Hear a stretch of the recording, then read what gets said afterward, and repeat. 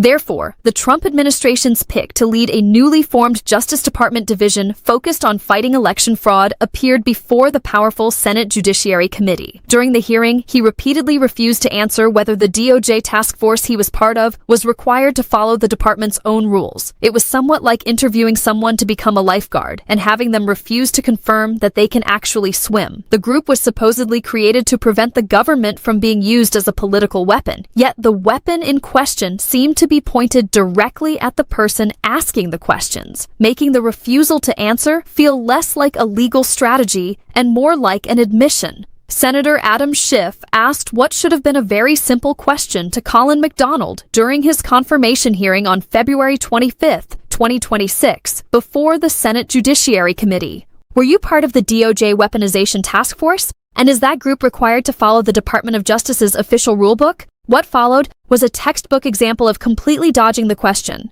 Eventually, Senator Schiff stopped trying to get a direct answer and instead did something far more revealing. He began explaining what the refusal itself actually meant. Let's watch the video, and then I'll share my thoughts. Yes or no would do. Were you part of the weaponization working group? Senator, as I referenced earlier in questions before the panel, the weaponization working group, as commissioned by the president and then the attorney general, I still haven't gotten an answer. Were you involved with the weaponization working group, yes or no? It's a simple question. You were either involved with it or you weren't. Senator, yes or no, Mr. McDonald? Senator, as I referenced earlier. I'm not interested in what you referenced earlier. I'm asking you a simple question right now, not earlier, but right now. Were you part of the weaponization working group at Justice, yes or no? Senator, as I referenced earlier, okay, you're not going to answer the question. You're not going to answer the question. Was rightly I don't know why you won't answer a simple question, but let me ask you a different question. Do you believe that members of the weaponization working group need to abide by the Justice Department manual? Yes or no? Senator, as a career federal prosecutor, I'm asking you a simple question. I am yes very or no. well familiar with the U.S. Department of Justice manual. I'm glad you are. Do you feel the manual applies to people in the weaponization working group? Do they have to abide by it? Yes or no? Senator, as you know, why is that a difficult question for you to answer?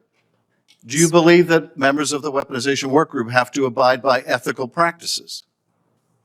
Senator, all Department of Justice employees, so is every day, is that a yes? Every day. I'm asking a very specific question, not about all department employees, but about employees in the weaponization working group. Do they have to abide by the Justice Department manual, yes or no? Senator, all Department of Justice employees. So that's a yes? Operate within the provisions of the Justice manual. Mr. McDonald, is that a yes? Senator, I would refer you to the answer that I just gave. Or is the weaponization working group something different? Are you suggesting that it's different, that it doesn't have to abide by the ethics manual, that it doesn't have to abide by ethics at all? Why are you refusing to answer a simple question? Senator, I'm not refusing to answer your question. Well, do the members of the working group have to abide by the Justice Department manual? Senator, as I referenced in my previous answer, all Department of Justice employees. I'm not interested in your previous answers. You can't answer a simple question, or you won't, which leads me to suspect you believe they don't have to apply, they don't have to live up to the standards of the Justice Manual. So let me ask you a different question. In your time working with this group, did you ever observe any of the other members of the weaponization working group violate the Justice Department manual, yes or no? Senator, the weaponization working group has been working to illuminate the facts. I'm not interested in a filibuster of an answer. Did you observe members of the working group, or did you yourself violate the Justice Department manual?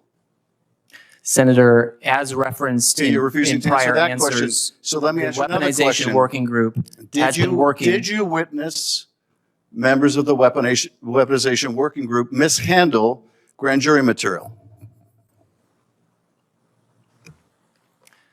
Senator, as I referenced earlier, I'm not interested the weaponization working group has been working to understand the facts and events underlying significant weaponization of the government during the Biden administration. Mr. Chairman, I'm asking for a simple question. I would ask your help in getting a direct answer. I've asked the witness whether he believes members of the weaponization working group at the Justice Department need to abide by the Justice Department's own justice manual.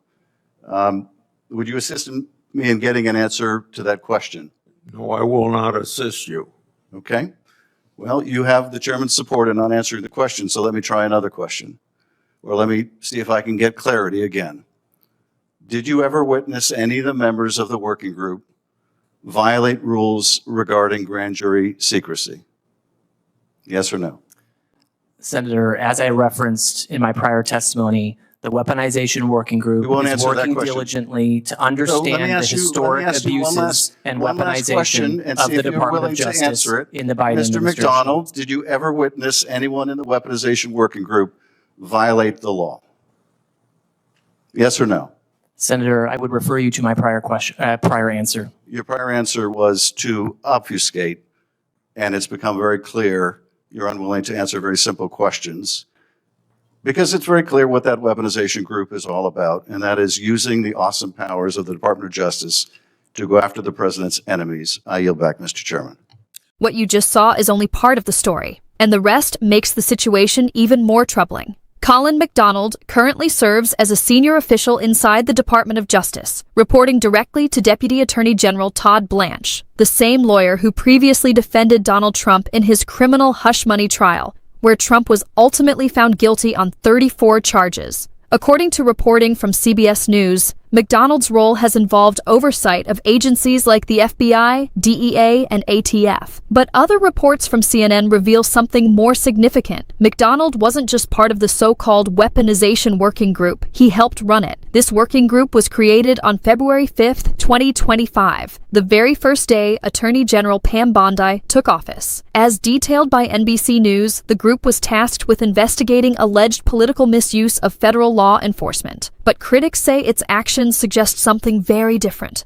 The group's director, Ed Martin, had publicly supported the January 6 narrative promoted by Trump allies, and reporting from The Guardian noted that even a former January 6 participant was brought on as an advisor. Investigations connected to the group reportedly targeted figures like former FBI Director James Comey, former CIA Director John Brennan, New York Attorney General Letitia James, and Senator Adam Schiff, the very senator questioning the nominee in the hearing. At one hearing last year, Bondi even suggested Schiff should apologize to Trump for his role in the former president's first impeachment trial. Legal experts say the deeper concern isn't just who was investigated. It's whether the Justice Department's own rules are being followed. Those rules require prosecutors to remain independent from political pressure and to keep investigations confidential. Yet when McDonald was asked whether his group follows those rules, he declined to give a clear answer. Former U.S. Attorney and law professor Barbara McQuaid has warned that direct White House pressure on DOJ investigations would violate long-standing safeguards meant to protect the justice system from political interference. And the issue goes beyond just one working group. The administration has proposed creating a new National Fraud Enforcement Division.